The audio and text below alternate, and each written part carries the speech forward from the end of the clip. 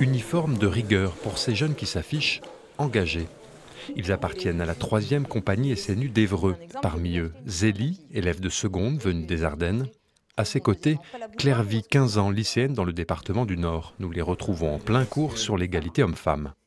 Même si on parle d'un problème de société, il y a aussi nous, dans notre éducation, et puis le rôle qu'on peut avoir en tant que femme et en tant qu'homme.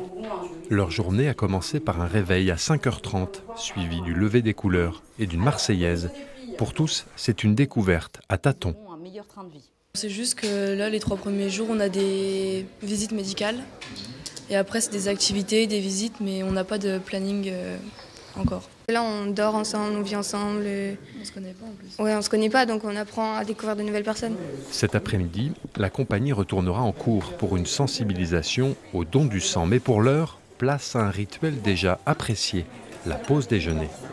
Pour encadrer ces volontaires, des éducateurs, d'anciens professeurs, des militaires à la retraite ont eux aussi revêtu l'uniforme. Par exemple, ce soir, ça va être un petit peu détente parce que là, on sent qu'ils sont un petit peu fatigués.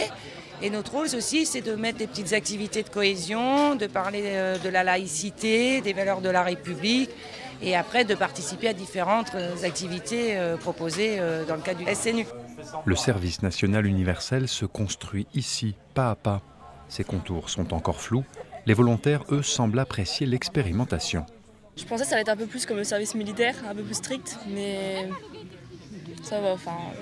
Cette première phase du service national universel va durer encore 11 jours. Elle a pour le moment un mérite, celui de donner à ces jeunes une idée plus concrète du terme compatriote.